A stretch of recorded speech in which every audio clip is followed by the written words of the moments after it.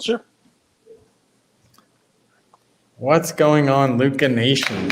This is gonna be a fun episode. We have some really good questions on deck, and guys, I mean, you guys have spoken.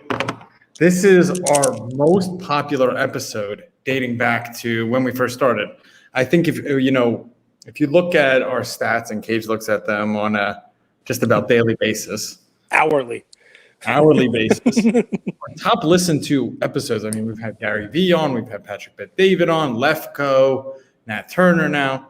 It's the Coffee with Cage episode. It's the Ask Cage episode. So, and I mean, that's incredible. That shows how much our Luca Nation values these episodes, how much they love this episode, how much they love you, Cage. So I'm excited. I'm excited to be rocking with these on a Saturday. People love the YouTube live.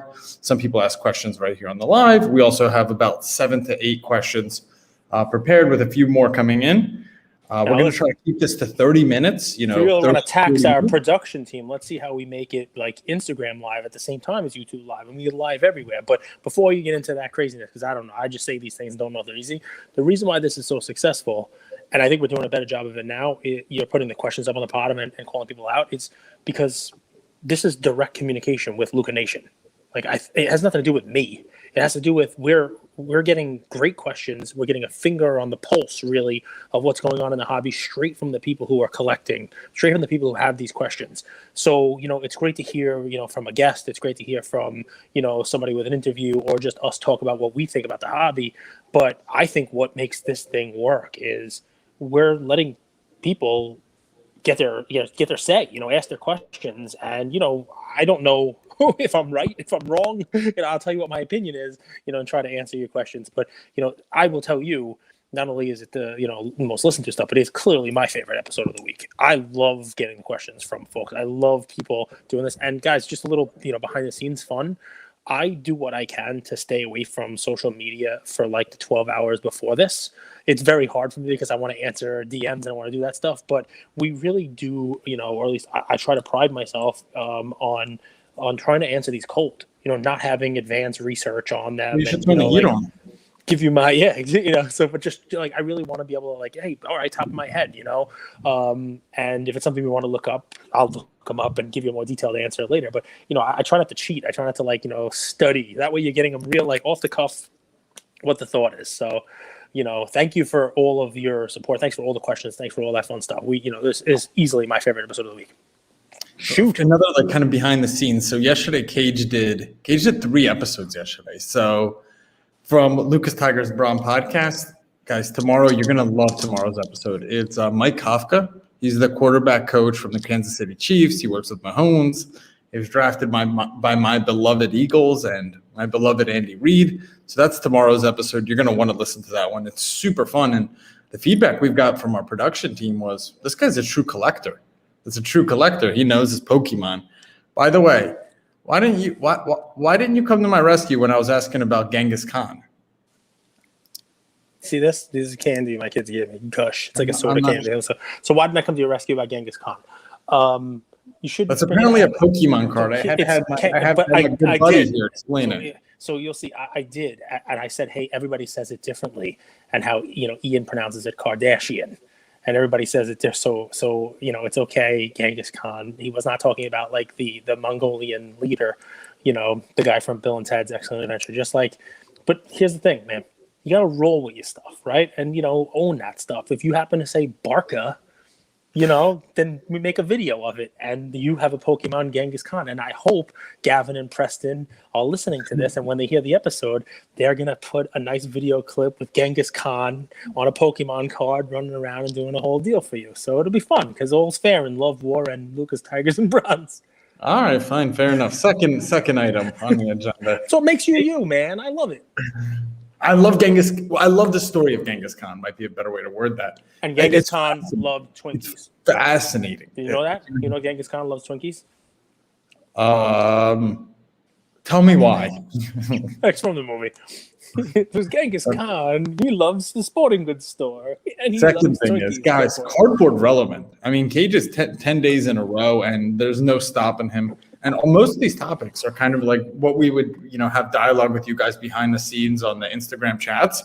we kind of want to put it more out in the open, share the learnings, because, in class, when you didn't want to raise your hand and ask a question, there are no stupid questions. And more than likely, if you have a question, if you have a statement, if you're thinking about something in the hobby, more than likely others are too. And that's kind of the vision for Cardboard Relevant.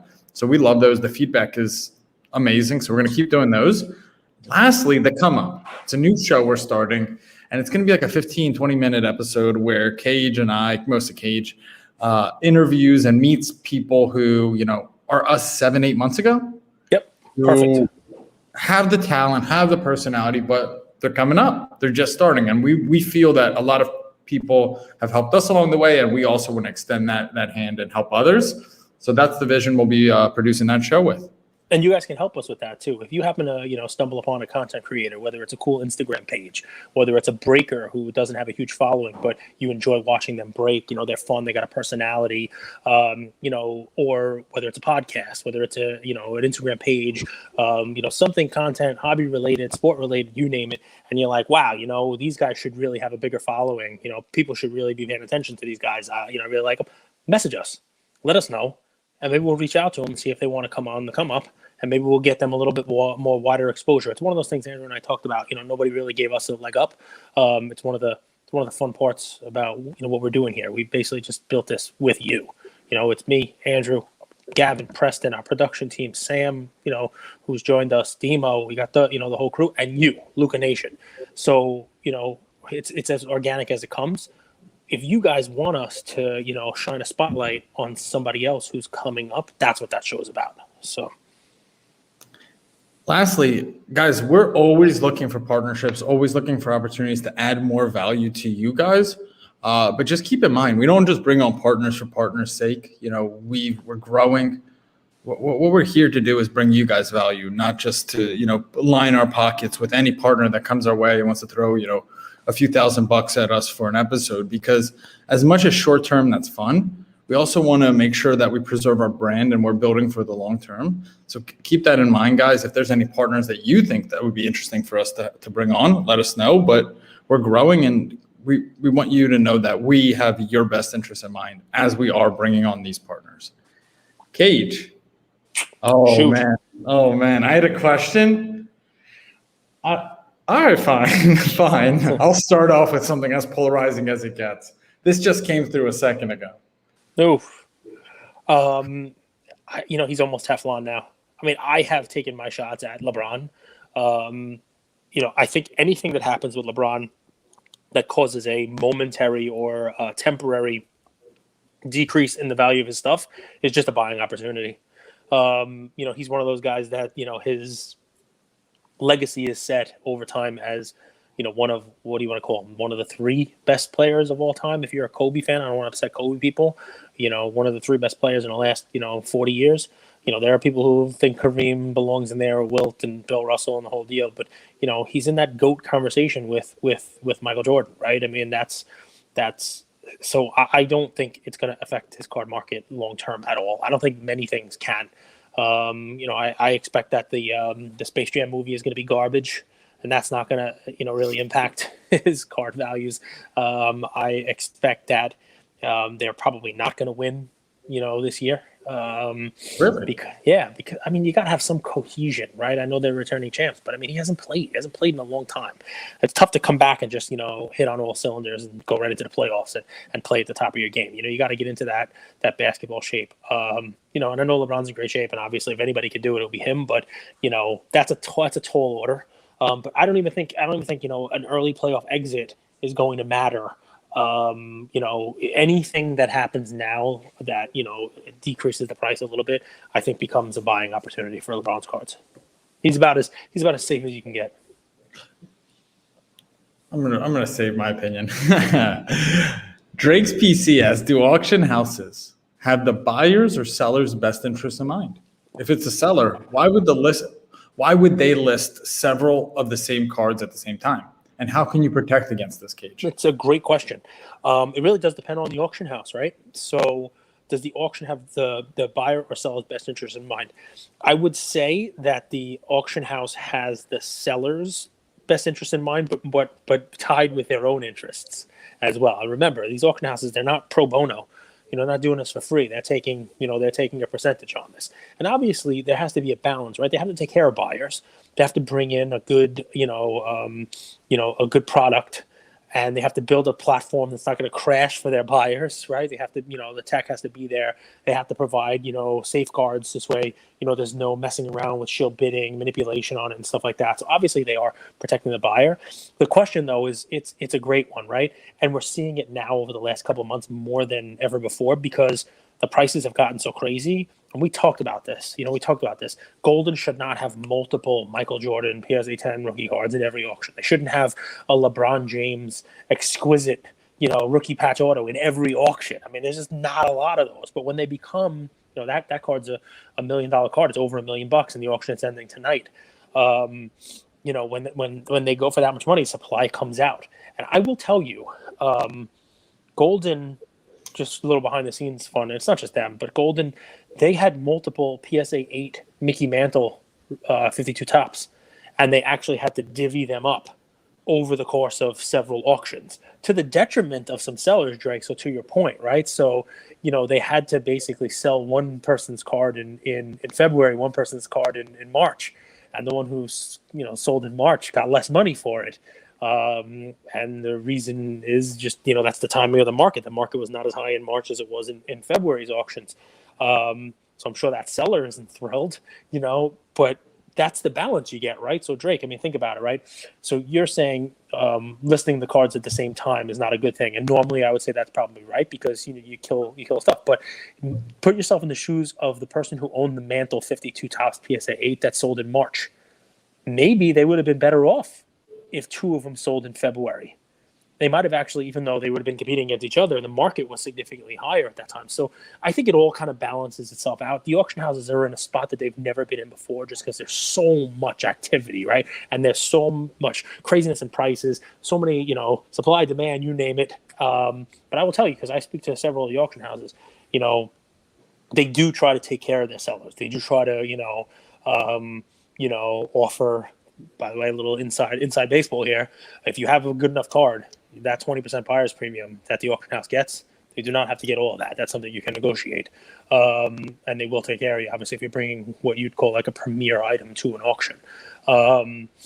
So, they have to take care of both sides. But I hope that answers the question.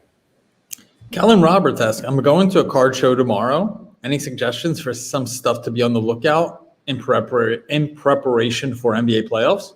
Little Kellen King Dizzle. So let's see. Good memory, Cage. So for the NBA playoffs for our card show tomorrow, so you're looking for raw cards. And what I would say is take a look at the standings and look which teams have a shot at playoffs who have a rookie in them. In basketball, obviously, this year, right? Somebody who, might fly under the radar. Somebody who might show up, right? If you're a Boston believer, maybe you can pick up a stack of Prism Peyton Pritchard rookie cards. You know what I mean? If that's your guy, maybe he has a game where he just, maybe you're buying for $1 or $2 in a stack. Maybe somebody cracks some Prism, or you're walking around the show and that's your guy. I'm just giving you, one example, right? And maybe he has some minutes because somebody gets hurt, or they're ahead of one game and he shows up and has a 20-point game in the playoffs. Well, that night, you're going to be able to sell those cards for $10 and you paid $1 for them. That's just one example. That's like real buy low. That's a card show raw. You could walk around and for very little money, gamble if that's your team, if that's your guy. Not everybody can go around and buy LaMelo cards, just in case they make the playoffs. But there's a ton of other, rookies in this year's, Prism class that people are not buying right now. It's one of those weird things. If you look on eBay, the Prism rookies for basketball, people are breaking them, and you have like huge, it's bigger than any year that I remember, huge disparity between those top line rookies, that LaMelo, Halliburton, Edwards, even Wiseman, before he got hurt. And then it's basically everybody else. I mean, if you're a believer in the Knicks and you think that Emmanuel quickly shows up in the playoffs, you can get his stuff pretty cheap. If you think Obi Toppin, plays a role in the playoffs, you can get his stuff pretty cheap. So that's what I'd be looking for, a playoff team, who has a rookie and that you can walk around that show, take a look at the cards. I guess the other thing, this is not just NBA playoffs. This is just for everything. The one thing you can do at a show that you can't do anywhere else is, you got somebody who broke wax and they have the cards there. Pick them up, take a look at them. Put them in your hands, look at the corners, look at the centering, right? And that's a huge advantage to in-person shows, right? You're able to do what you can't do on eBay. Nobody's got the camera at an angle so that you can't see that's a little off-centered. You don't have like blurry pictures or, a colored background that matches the border of the card. Pick up the card, you hold the card, and you're able to pick the one that you think is the best. Go ahead. So would you be looking at, like $50 to $100 cards that are ungraded that you can pick up and then send to PSA when PSA reopens? Would you be looking at veterans? Would Kawhi, Anthony Davis, any interest there? Let's go a little deeper because I think this will help a lot of people. There's so many different ways to kind of skin to take this, right? So yeah, for sure, you could get some really, really, really nice recently broken Prism cards, whether that's rookies like LaMelo, Edwards, Halliburton, or you could get, veterans from this year, so you could get raw. But are you also looking at guys that, kind of have been out of sight, out of mind, like Kawhi, for example, right? You could we gave Kawhi as a pick, right? But not to buy him and grade him, right? So this is NBA playoff stuff, right? So yeah, I mean, anybody you think has a shot, playoff wise, who is forgotten, and you could definitely do that, right? I mean, and I got to tell you, I wouldn't be going to the show looking for guys from NBA playoffs right now, Kellen, because I think that's what everybody's doing. You know what I'd be going to the show for? I'd be going to the show, finding a guy who's got the messy table, doesn't have a lot of people buy it, but happens to have like a Klay Thompson card. You know what I mean? And he's got to make his table money back, and I can get that card and stash it away before next season starts and sell it at a huge premium to what I'm paying for it now. That's not a quick, NBA playoff flip, but those are the kind of things I'd be looking for. You know what I mean?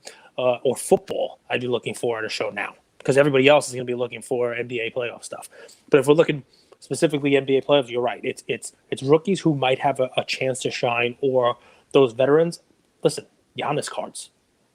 If you find a nice Giannis card at the show, you might be able to get it. Nobody's looking for him, but I think he takes the Nets out. I really do. It's funny, like everyone's talking about Sixers, Nets. So what's going on with the Celtics? Wow, the Heat added Oladipo. Bucks have been out of sight, out of mind, and what's changed? That team's played well. I mean, have they played as well as they did in the previous 2 years? Well, who knows? Maybe they're saving their energy. They're in the third seed in the NBA. I don't blame you for looking at Giannis because, he's a two-time Defensive Player of the Year, two-time MVP. You know what the Bucks remind me of this year? They remind me of every single time I brought up the Lakers to you last year, and you're like, they're running at 70% efficiency so that they can turn it on in the playoffs, and they're just eliminate it. Bucks? That's what I think with the Bucks. I think the Bucks are like exactly what the Lakers are doing last year because they know they're that good. They know they're going to be there at the end, so they don't have to win every game. They don't have to go all out in every single game because they know they're going to be there. We've talked about this a little bit with Conrad on Scouts, and I'm a kind of a fan of Coach Bud. But have you watched the Bucks play offense? And have you watched the Warriors play offense? Yes. Okay, the Warriors are the pinnacle of how you run an offense. Yeah, it's a team offense. Just do dribble handoffs. They have no plays. They have no creativity. It's just dribble handoffs and Giannis drives. And in the playoffs, that's really easy to stop. That's my only concern with the Bucks. Yeah, well, listen, the Nets are still going to put up their 120, even if they have two of the three guys. And I'm curious if the Bucks, it's going to depend on the Bucks offense. It's that simple. If they could put up 120, 115, yeah, I think they could make it out. If they get into their breaking shots, dribble handoffs, Giannis trying to put up threes, it's going to be tough. So I just think that the Bucks win a championship when Giannis says, I'm flipping that switch. I'm Lincoln Hawk.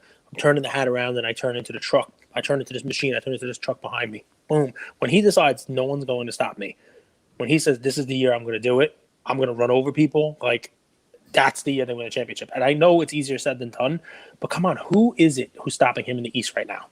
Well, yeah, he's got, how basically talk about 5-tool players? Mm-hmm. We also need to talk about 5-tool offensive players in the NBA, right? So Kyrie could go left, he could go right, he could finish at the rim, he could stop midway through the lane and do a fadeaway, he could beat you and shoot a three. Yep. Kyrie's a 5-tool offensive player. Curry's a 5-tool offensive player. Dame is a 5. Giannis is he's maybe got 1 or 2 tools. You know what I'm saying? He's easy to stop when it comes to the playoffs. So it sounds all well and good. Like, hey, I'm I'm going to put on the Superman and I'm going to do my thing. But I say you just dump it to him inside. He doesn't have to have the handle. He doesn't have to go left. He doesn't have to go right. You switch it up and you go almost old school basketball, and you give it to him on the block. You give it to him on pick and rolls every single time. Every single time. I pick and roll every single time. Let him double team him and let him get fouled. Like, make it ugly.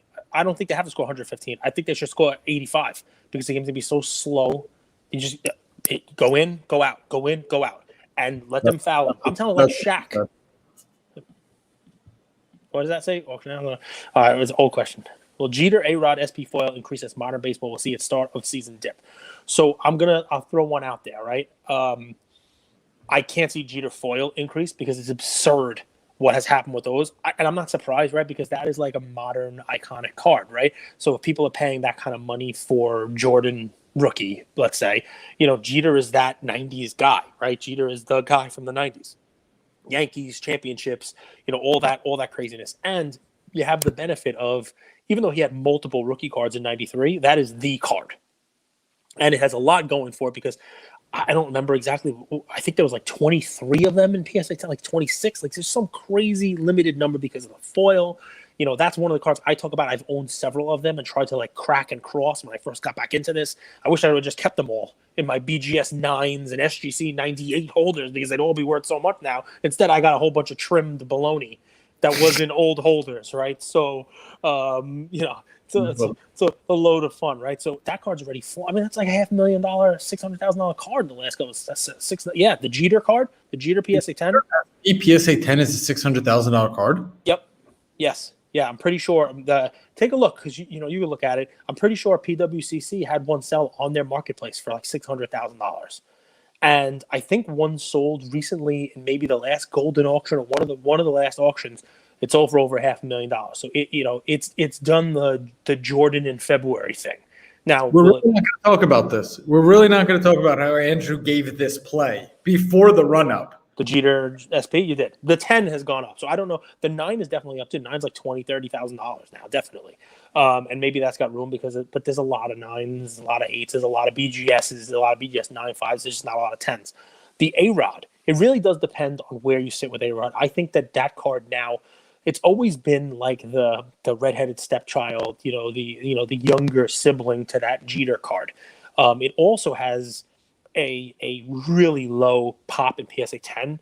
It's not as low as Jeter. I think it might be twice as many as Jeter. Like Jeter's in the 20s. I think the A-Rod might be 50s, 60s. It's definitely under 100. It's kind of like the same pop as like a Jerry Rice, 86 Fleer. Like it's that type of card, right? Where there's plenty of them, but just not a lot of them in PSA 10. Cage, a PSA 9 is $20K. When I gave 20 more. 9, it was like a few $1,000. The BGS 9s you can still get 8.5s. You can still get for a couple $1,000, but it's definitely gone up 5-6x since you gave that play. But it's more than 20 that now. I think there's one in the Golden auction tonight. But take a look at. I'm 99.9% sure that the last 2 Jeter 10s have sold for $500,000 plus. I'm pretty sure 6, maybe like 690, like some crazy number on the PWCC marketplace that the Jeter sold for. So that's not really going to increase much from there. The A-Rod, though, he's not held in the same regard as Jeter, right? So, and that's part of the problem. And I think it's wrong, right? So he had great numbers. He played great baseball. He won a championship. He won MVPs. He did not win all of the championships that Jeter did. He kind of came and joined the Yankees, and won with them. They would not have won that year. It would not for him. Like he didn't really have great playoff success, but that year he basically, he carried them that year. But the difference with A-Rod is all the off field stuff. All the off the field. The steroid implications. All that garbage, all the crap that was there. That does hurt people's legacies. Although I think with time that's changing. You see Clemens and McGuire. Their cards are starting to really go up also. And I think it's funny because, like, if I had all the money in the world, if I got any rich people listening to this, there's one on eBay right now. I think the Slavic collection, big collector. I think it's 60,000, maybe 60,000 all best offer. I wouldn't pay 60 for it right now. But even at 60, I think you may look back on this episode in a year when that card is 6 figures. Does like what a Rice and a Montana and those guys did, like a quick, triple or quadruple. and be like, wow, that card was sitting on eBay for the longest time, because you might not see another one after that one sells. You might not see another one for for months. And when those things do get gobbled up, they stay in those collections. But I haven't released today's Cardboard Relevant, but it's perfect, because here's the deal. Those cards are a perfect example of don't chase in lower condition, right? So yes, they're worth more than a few $1,000s in PSA 9, clearly now. But those cards, the reason why they have that huge parabolic run up on 10 is because the 10 pop is so low. They're foil. They're impossible to get 10s on, because they chip. The foil on them chips. They're 30-year-old cards now. You're probably not going to find many 10s. Even opening boxes of those now, the foil is going to come out. They're off center. They weren't cut right. It's very hard to get 10s. It will take a lot for PSA to give out a 10 on any card like that, because they know that they're adding 600,000 to the market cap. But it happens. I mean, we have one of our listeners, Nick Herrera, sent in a Nolan Ryan 68 Topps recently, and he got back a 9 from PSA. And that card is a huge card, almost, between $50,000 and $100,000, and a 9, something like that. And he was thrilled to get that back. Congrats, Nick. Great card. I want it. I think that might be going to golden at some point soon. But, they are doing it if the card warrants it. But yeah, so I guess the point on that one is, don't go rushing out to buy an A-Rod in like PSA 7, or a Jeter in PSA 7, just because there's a lot of those. Yo, I made it to a live. What's up? What's up, Anthony? How you doing? You should now follow it up with a question besides what's up, and we'll answer it for you. But, I got a question for you, brother. This is a good one. It's a really good one. So we just had Nat Turner on from PSA, and Sports Card Vault asks, do you think PSA, Nat Turner, will ever open a submission center in China now that digital tech is used? Could anything make the hobby explode more than the Asian market? Kind of a two-parter. So, I mean, the Asian market is sort of already in it, right? I would imagine that a lot of the high-end cards that we chase and we see in auctions, PMGs, the 90s Jordan inserts, the high-end stuff, the LeBron exquisite stuff, the Kobe, on card, flawless autos and whatnot. I would imagine a bunch of those are already in Asia anyway. You know what I mean? Or in Asian collections through, some U.S. marketing, or keeping them in a vault, or whatever it may be. That said, obviously, anything that makes it easier for that money to come into the market, it's clearly a good thing. Do I think they open a submission center in China? Sure. I don't know why they wouldn't. It's the world's, largest population. And I know that they collect. I know they collect cards. And it definitely is a great idea. If I were them, I'd be doing it. The digital tech stuff, now that digital tech is being used, I do have a comment on that. And, it just shows you, how things get better, right? And I'm not in PSA, I'm not in their boardroom, but, there are grading companies kind of coming out, right? New grading companies. There was a new one that came out like last month, right? And then 3 months ago, hybrid grading came out, and they were all, we're using computers, we're using digital tech, we're using, we're using scanners, we're doing that stuff.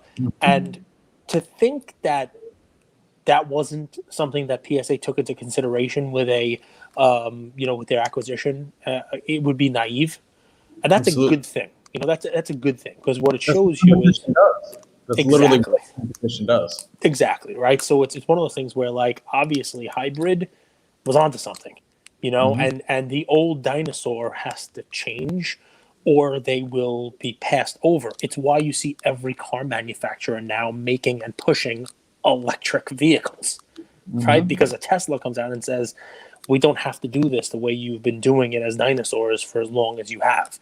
And now everybody's copying them. Everybody's using. They win market share. So, like, we've got the privilege to speak with Tyler, the CEO of Hybrid. First, we had him on twice on our show, and he, if anything, and what's cool is he listens to our show. We found out, which is incredible. So, if you're listening, Tyler, let's say everything today ended with Hybrid, you've already shaken up the hobby for the better, which is kind of cool, right? Like, this guy, he came in, we always think of the USA in two coasts. Well, this guy set up shop in Tennessee. He's doing things his way. He's a competitor. He's a winner.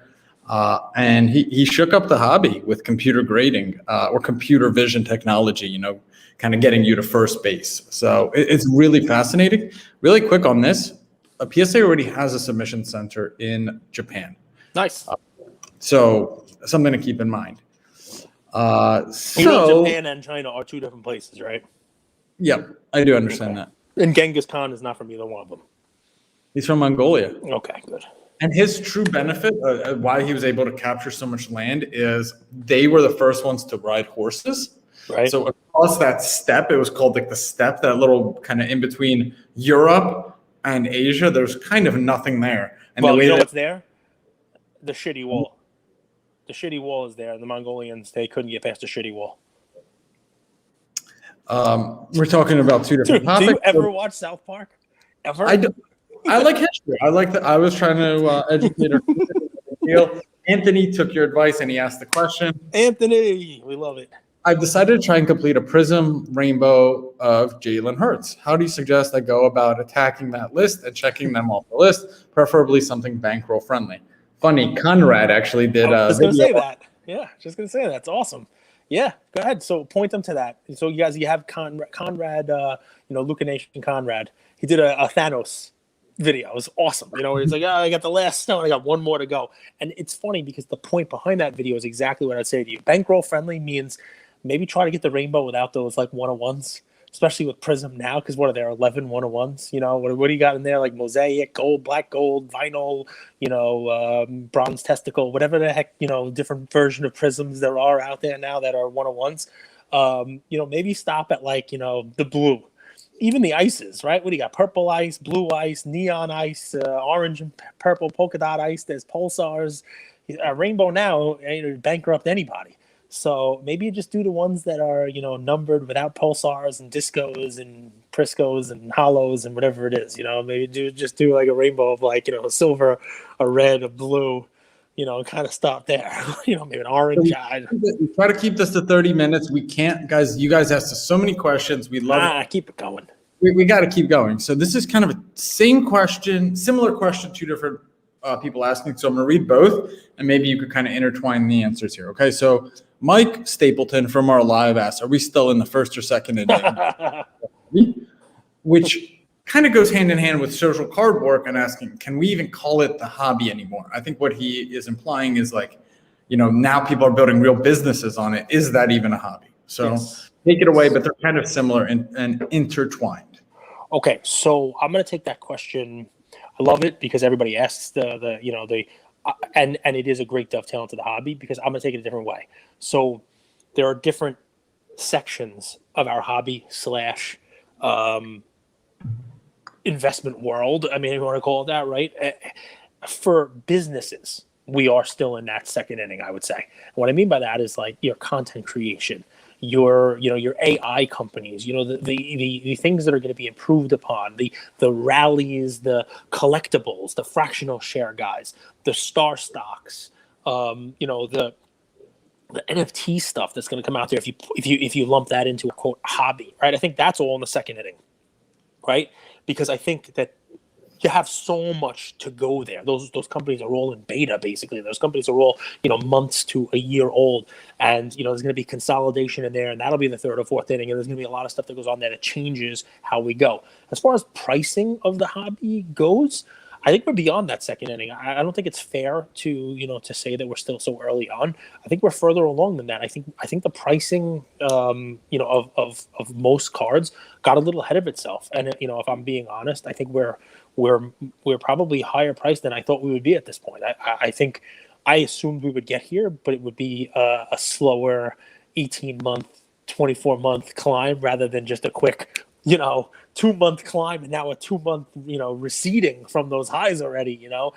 We're not rained out. It was supposed to be a 9 game that ended up 7 innings. We're waiting for the doubleheader to start up again. But I mean, the truth, can you call it a hobby? 100%, because there are people in this who just do it for fun, and it is a hobby, but it is also a business. And what my thought is that even though we might be in the 7th or 6th or 5th inning on pricing, or even the 8th, I think what's going to happen is the game's going to change. It's not going to be the game you remember, because I think those companies that are only in the second inning, the businesses that are coming in now, are going to change how we all collect.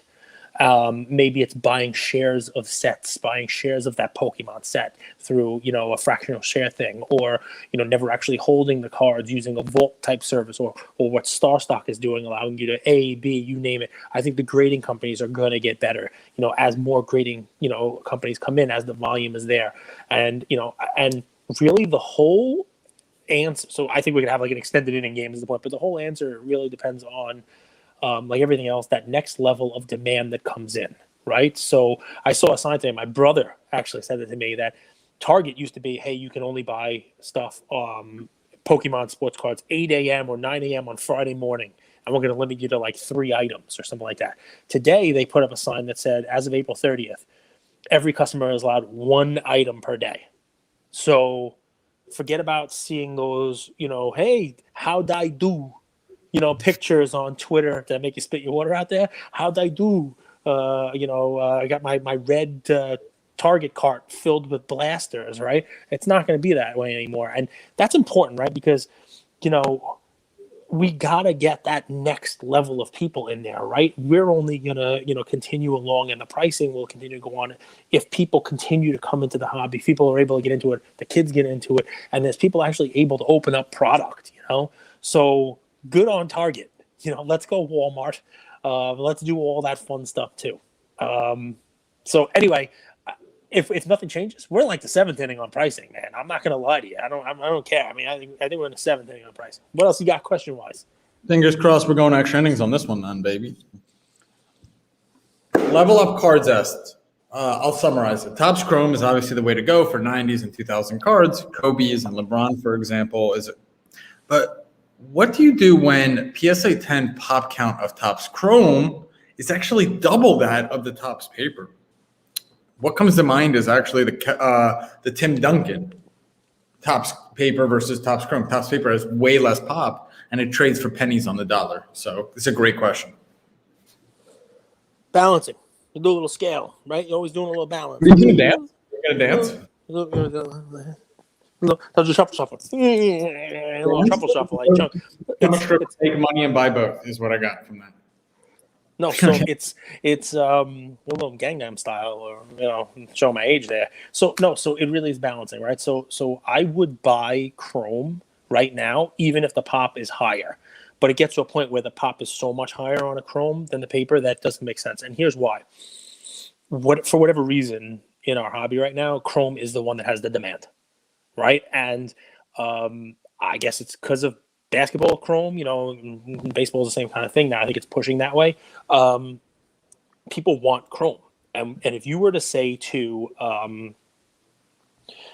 100 Kobe buyers, we're going to give you the Chrome or the paper, which one do you take? 100 of them are going to take the Chrome.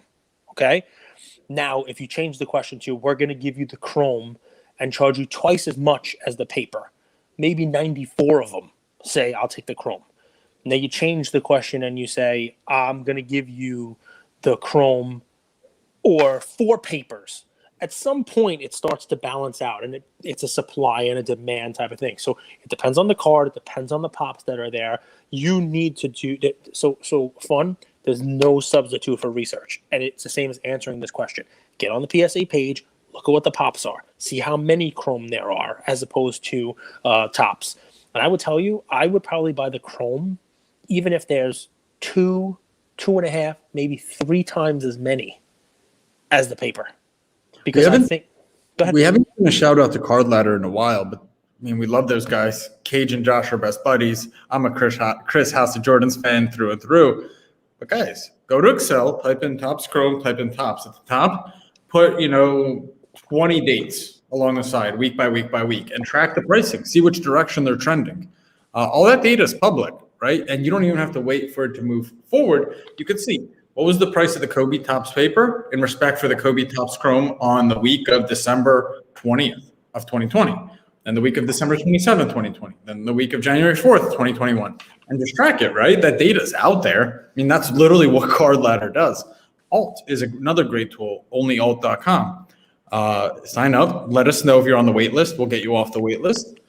There's this data out there. It just takes a little bit of kind of curating it so that you can see, oh, yes, the Topps paper is trading for 10%, but it used to trade for 15%, and it's trending up. That's how I would go about it.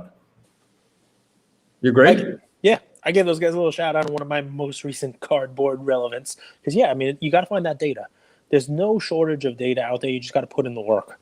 Bronze testicle. That's right. Is that what it's called, right? The people who love LeBron, right? That's what you tell me all the time, right? I have no hopes to get it. That's it, Anthony. You got to be careful with that one, the bronze testicle one. All right. Sorry, does he want us to be in the bottom of the third? Sorry, thank you for your nice comment. Sorry, I loved my Island Vibes play for the Bob Marley card.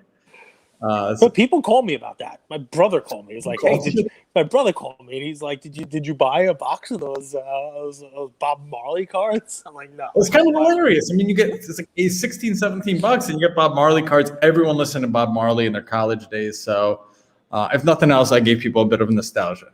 PSA10 GOAT asks, and this might be a question for Gavin. If you guys don't remember Gavin's TikTok video, the Lucas Silver Prism 9. Better investment for Prism Cage, the base PSA 10 or the silver PSA 9. They seem to trade in a similar price point. What is the greater appeal, silver or 10? I think the silver is a bit more expensive in some cases. If it's simply for reselling, most of the people, I would say, go with the silver PSA 9 rather than a base PSA 10. That's usually going to be the one that's going to net you more money. But they're close. I mean, it comes out to personal preference, right? I mean, if it's for your own collection, I don't like having 9s in my PC. I am that snob. So he gives them to Ian. Yeah, I do. Yeah, I give him to Ian. He gets so mad at me. He's like, "Don't give your son the 9s. Give him the 10s." I'm like, "Nah." Like it just. I don't know. What is he gonna do with the 10s? He has plenty of 10s. But for me, he does, he? He gets plenty of 10s. He has plenty of 10s. So yeah, he is. There he is. But so just for me, I mean. If I had a 9, I would probably sell a silver 9 and color up to whatever I need to get the 10. You know what I mean? So that's just me. So, but price wise, usually that silver 9. Yeah. Yeah. Wow. So he's. I love that Yam is holding a tennis card. Yam was holding that tennis card early, and then everyone. Yam is the true influencer.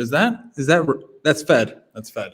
So Yam is watching us while he scratches Tomy cards right now. I say it all the time. It's a Yam joke, guys. Because that's the Tomy scratch Pokemon. So I'll give Yam a little bit of credit here. And if you guys don't follow him, give him a follow. He is a genius at like archaeological digs of obscure cards that will somehow gain some favor, whether it's your tennis stuff, whether it's an unknown Pokemon card, a wrestling card, you name it. The guy seems to find those hidden gem type of cards, and it's pretty awesome. And what I love what he's doing here with this question is everybody asks what inning it is. Maybe we should change it to bowling. I like it. 10 frames, right? Before we start up a new game and roll again. So that's you're right? And that was kind of the point I was trying to make. We might be in the 7th inning of the game. But I think with all of the money, all of the people, all of the businesses, all the content creators, all of the stuff that's going on in the hobby, it may be a doubleheader, man. To use another one of those, phrases. I mean, the game just may be one of those, never-ending games that just keeps getting played over and over again, right? Because it's changing. You don't want to blow out your pitcher's arm in the first game. Oh, we got our bullpen. Your chips. The bullpen has like 50 guys in it now, but I mean, think about it. Just take it a different way, right? If you include some of the stuff that's going on in the hobby, as far as like between content for the hobby and investments for the hobby, think if you and I went back to 6 months ago when we started, were we talking about Top Shot? Were we on Clubhouse like for the hobby? I mean, like just all these fractional companies, hybrid grading, kind of just coming out 3 months ago. I mean, think of all the things that have just happened in the last quarter, right? So what's the next quarter bring? So many things that we're not talking about now because they haven't even happened. And when stuff like that is going on in the hobby, you got people coming in, business coming in, that kind of money coming in, institutional investment coming in. The game will be extended. And as long as you have people coming in with demand, the pricing should be fine. What does CG? Go ahead. Go ahead. I like Anthony Martirano. That's nice. He's in the live and asking questions. Fire away, Anthony. What does CGC have to do other than continue crushing turnarounds to start commanding better prices? Not cash PSA, but close the gap. Okay, so other than me, maybe a couple of other people out there, Being a jerk in the hobby doesn't seem to really carry much favor for people. You're not a But hopefully people realize I'm doing it because, I'm a lovable teddy bear, I try to do it. So the first thing I would do if I were SGC is I would own my stuff. I realize that I am a distant second, third, fourth, fifth in the grading world, right? And I would stop with the social media. SGC, I hope you're listening. Message me. I'll give you some ideas. Because whatever CGC, SGC. So whatever we know, yeah. So whatever fraternity house you have running your social media, you should probably take their thumbs off of their their flip phone, and stop with the whole backlogs are for losers. Come on now, what does that do? It makes you kind of like a joke to people who realize what's actually going on in the hobby. So that's first and foremost what I would change. Beyond that, you got to focus on what you're good at. You know what I mean? And what's the old song, right? It's like accentuate the positives, I think they say, right? So their slabs, they look cool. That black border on those slabs, right? I think, for the right kind of cards and whatnot, they look really cool. And they should really play that stuff up. Not to mention, right, if I were with any grading card, people do things good. So SGC should look at the newcomers that come in, like Hybrid. We're going to go right on them again, right? Look at the case. Look at what they do. Look at how they promise something and deliver it, right? The grading company that's able to do that, we understand the volume is nuts, right? We understand everybody wants everything and they want it now, right? But what Hybrid has done, at least in from what I've watched, is they're delivering, right? You make a promise, you deliver on it, right? That is huge, right? Talk about credibility, right? It's kind of what we try to do. You know what I mean? We promise it, we deliver. We say we're going to show up every day. It's almost a year later, and we haven't missed an episode. It doesn't matter if it's Easter, Thanksgiving, or Christmas. We told you we're going to come and chat with you. Yeah, please.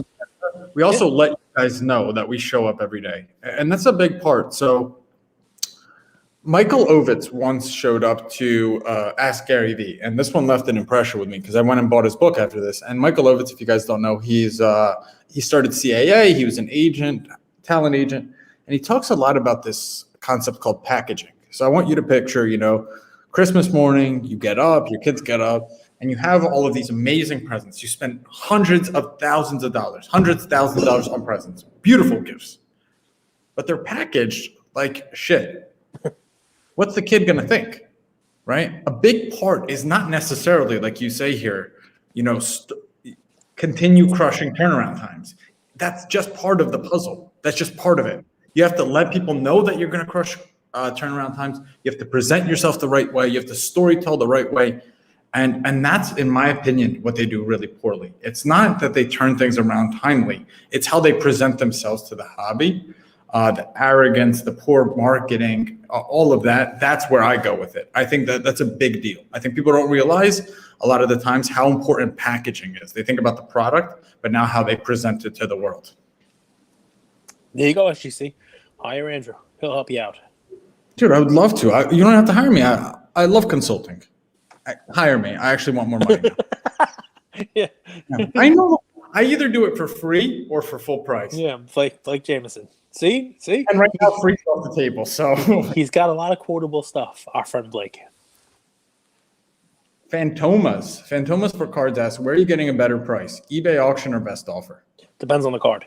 Depends how liquid the card is, right? If it's something that's not that liquid, it's something that's you don't see that often. It's something that is not highly contested and is not going to be bid on at the end. An eBay auction, you might be able to come in and steal it because there's not a lot of people going after it, right?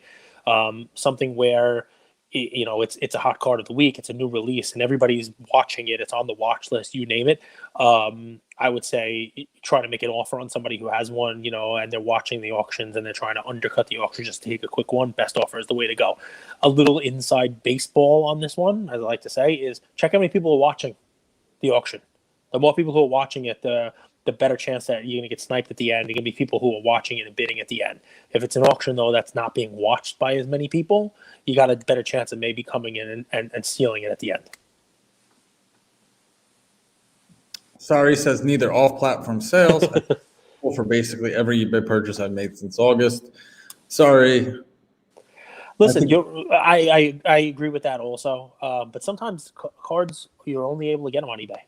That's the deal. Sorry, sells. I love it. What's your favorite Joe Ingles card? Can I touch on this? I don't have a favorite Joe Ingles card, but I love the way the guy plays. I think he doesn't get enough credit for how good he is. Charles Logan. So Charles, I love the Australian buddy. Yes, I love the picture. Charles has. I can't wait for them to come back, man. But obviously, with Willy Wonka closing down the factory, we got a lot of cards in with the Luca Nation subs. Charles has some of these really cool, basketball stickers. He sent them over, and I can't wait to see what those look like slabbed. Joe Ingles. Why do people hate on Ingles? I mean, he's clearly not cardboard relevant, but he's a good player. He's really good. I think he's incredibly underrated, and he's a lefty. So, Anthony, if you know me, read this question out, Cage. Do you think I already emailed him?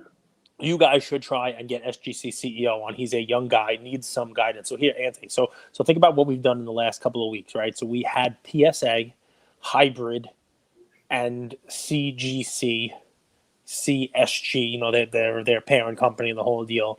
We had all of them on after PSA closed, right? So we had PSA on, right? So Andrew reached out to all of them. Grading was the topic du jour of the last couple of weeks. So, if they wanted to come on, they had an opportunity to come on. Some people do not want to step in the cage.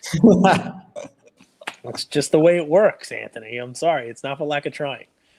Yeah, Max, I totally agree. The Ovitz book is a banger, fascinating life and learnings. Guys, if for context, I don't know if you guys out there watched Entourage. It was one of my favorite shows.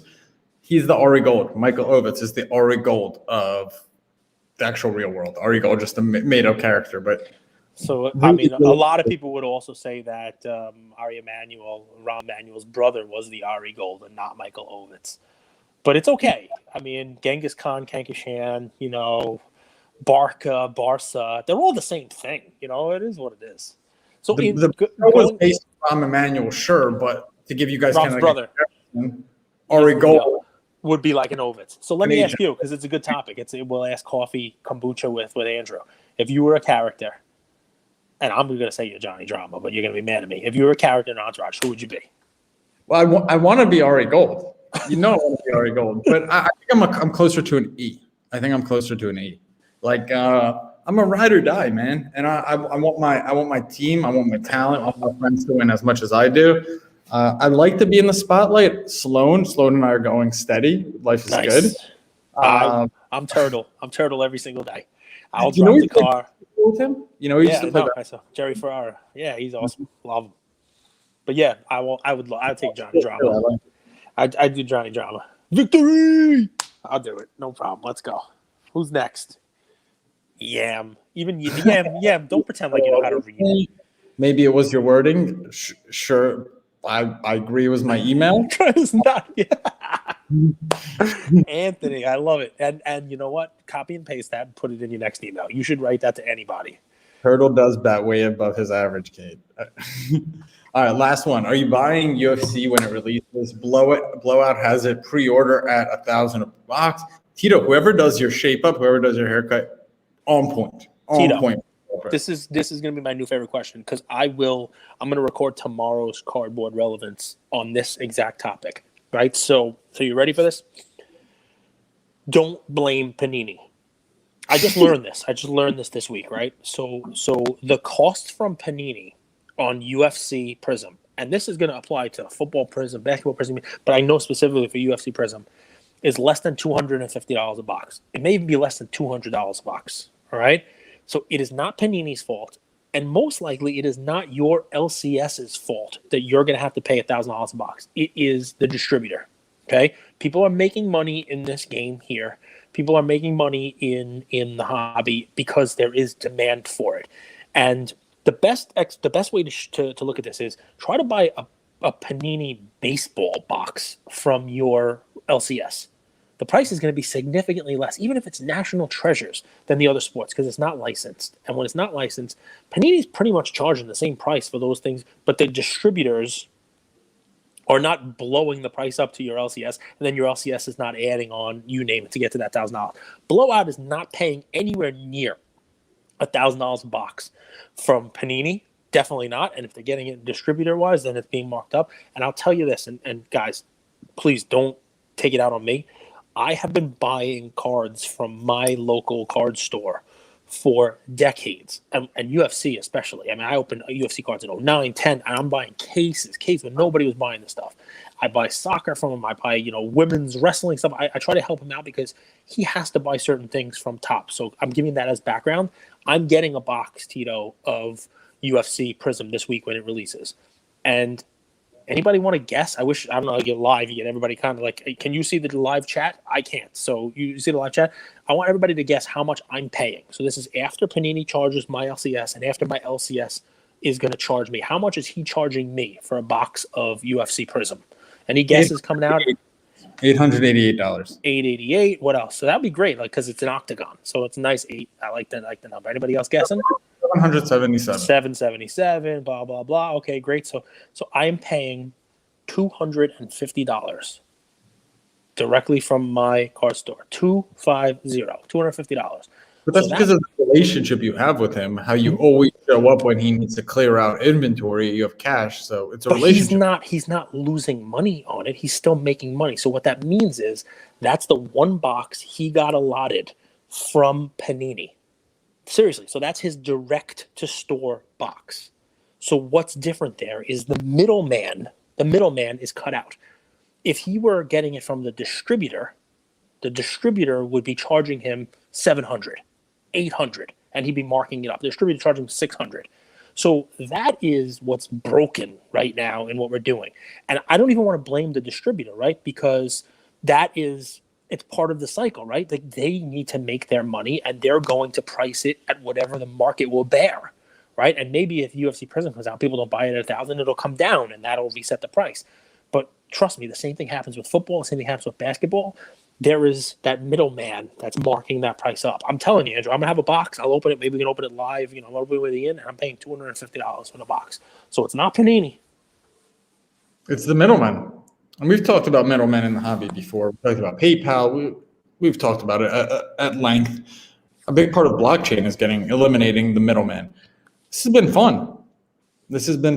I've really enjoyed it. I'll read you guys my email to SGC. So I sent this to them on April 8th. So Andy was someone that I met at a show last January or February it was. And they were so adamant that they were going to change the hobby. They were so adamant at the show. I will never forget it. They were like, I'm a sales guy at heart. And these guys are good sales pitch. So I was like, hey, Andy, since we last spoke, a lot has happened in the hobby. Lots of companies making moves, and I wanted to reach out and see if Peter Steinberg would be interested in joining us for a guest episode to share what's going on and possibly take advantage of the PSA shutdown opportunity. We're at over 15K listens weekly, and I know our community would be excited to hear from your team. Would love to have a conversation and learn from you guys, and possibly create a Luca Nation submission partnership to send business your way. Best regards, Andrew. Look at you, no secrets. You read the whole email. You had nothing to hide. And with that, what was the response? Crickets? Or did they write back to you and say, sorry, bro, we're on our way to the weight room right now and backlogs suck. We're going to go work out. We'll get back to you after we work out. Crickets. Okay. And most people respond, especially in the hobby. Especially with this is a value add. I mean, there's not much to them. They just have to show up for an hour and talk. But it's all good. And the reason I read that is because our community also, they have their own shows, they're in business. It's taken me 15 years to learn how to write a good email. I really believe that. I think writing a good email, good communication is important. So they can take that to the bank. Flip phone marketing 101. Flip phone. That's it. I love it. Lucky Logan. These are so much fun. I don't know if you feel this, Cage, too. Like when we have the live and we have the comments, it's a little bit it's more engaging than just the typical episode. So I really enjoy these. Yep. Thanks, everybody. We appreciate all the questions, all the comments.